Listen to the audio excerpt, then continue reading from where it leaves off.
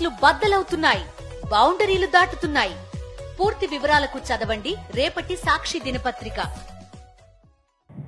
ఆంధ్రప్రదేశ్ మాజీ ముఖ్యమంత్రి గౌరవనీయులు వైఎస్ఆర్ కాంగ్రెస్ పార్టీ అధినాయకుడు జగన్మోహన్ రెడ్డి గారు బాధ్యతాయుతంగా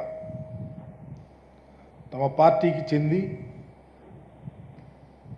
ఒక దళిత పార్లమెంట్ సభ్యుడిగా పనిచేసి దళితుల మనోభావాలను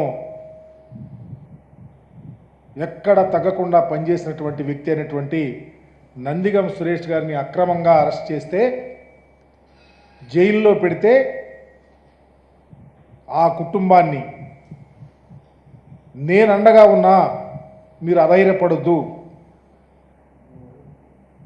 అని చెప్పి భరోసా కల్పిస్తానికి జైలుకి వెళ్ళారు. ఒక వ్యక్తి మీద కేసు పెడితే జైల్లోకి వెళ్తే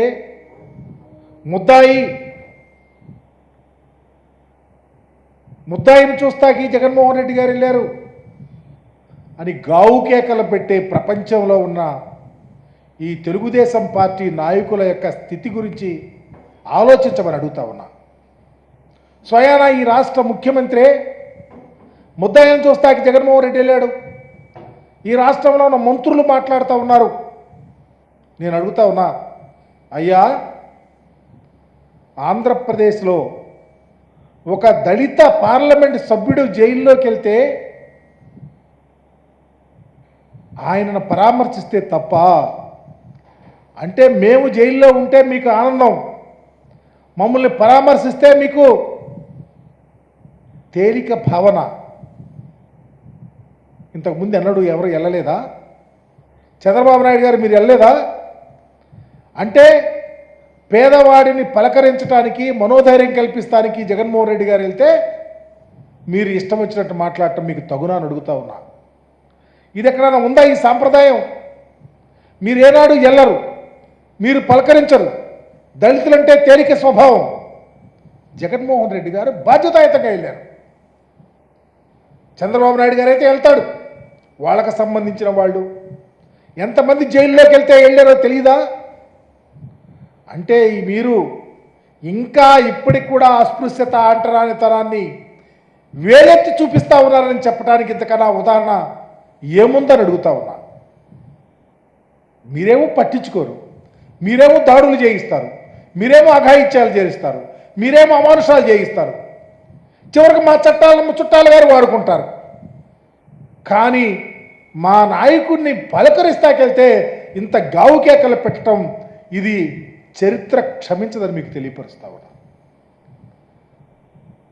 అణగారిన కులాలలో పైకొచ్చి, రాజకీయాల్లో పైకొచ్చి ఒక పార్లమెంట్ సభ్యుడిగా పనిచేసిన వ్యక్తి కోసం మీరు ఇంత రాద్ధాంతం చేస్తూ ఉన్నారంటే నీతి ఎక్కడుందని అడుగుతా ఉన్నా. ఇకపోతే వరదలు వచ్చినాయి. వరదలు వస్తేనో అదే తంతు. బోట్లు కొట్టుకొచ్చినాయి అంట. బోట్లో వైఎస్ఆర్ కాంగ్రెస్ పార్టీ వాళ్ళు చేయించారని ఒక కథ లేరే. నేను అడుగుతా ఉన్నా, ఎన్ని బోట్లు కొట్టుకొచ్చినాయి? 3 బోట్లే లెక్క చెబుతా ఉన్నారు, మిగిలిన 2 బోట్లు ఏమైనాయి?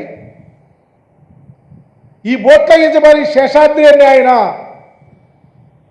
ఏ పార్టీ అని లోకేష్ బాబుని పాదయాత్రలో కలిచాడు. దాన్ని స్వయాననే మీ ఇరిగేషన్ మంత్రి చెప్తా ఉన్నాడు. అట్లాగే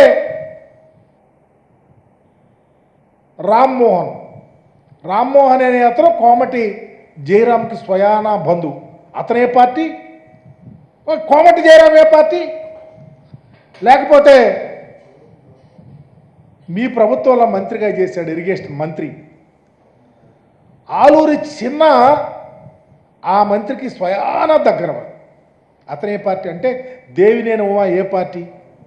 దేవినేని ఉమాకి దగ్గర వాళ్ళు, కోమటి జయరాంకు దగ్గర వాళ్ళు, మరి లోకేష్ని కలిసిన వాళ్ళు వైఎస్ఆర్ కాంగ్రెస్ పార్టీలని మీరు బొల్లుతూ ఉంటే, మీరు దానిని ఆసరాగా తీసుకొని మా ఎమ్మెల్సీ ఎక్కడో ఉంటే, పాపం వరదలప్పుడు అతను లేడు, ఆయన్ని తీసుకొచ్చి పెట్టారు. తలసలే రఘురాం గారంట ఒక ప్లాన్, చక్కని ప్లాన్ గీశారు. మరలా దళితుడిని తీసుకొని పెట్టారు అక్కడ. వీళ్ళంతా నందిగాం సురేష్ అనుచరులంట. మీరు కేసులు పెట్టడానికి, మీరు కేసుల్లో ఇరికిస్తానికి, మనుషులను అభూత కల్పనలతో వారి యొక్క ఇమేజ్ని డ్యామేజ్ చేయడానికి మీ కుట్రలు ఎటుపోతాయి? దీనికి అకౌంటబిలిటీ అనేది ఎప్పుడైనా ఉండదా అని అడుగుతా ఉన్నా. ఇకపోతే మీ పరిపాలనలో ప్రజలు అల్లో లక్షణ అంటూ ఉన్నారు. ఉదాహరణకి పల్నాడు ప్రాంతం తీసుకుంటే, పల్నాడు ప్రాంతంలో ప్రజాస్వామ్యం అపహాస్యం అవుతూ ఉంది. రాజ్యాంగ వ్యవస్థలను నీరుగారుస్తూ ఉన్నారు. పోలీసు వ్యవస్థ కళ్ళు లేని కపోచలాగా ఉంది. ఉదాహరణకి పిడుగురాళ్ళ ప్రాంతంలో సోషల్ మీడియాలో పనిచేస్తున్నటువంటి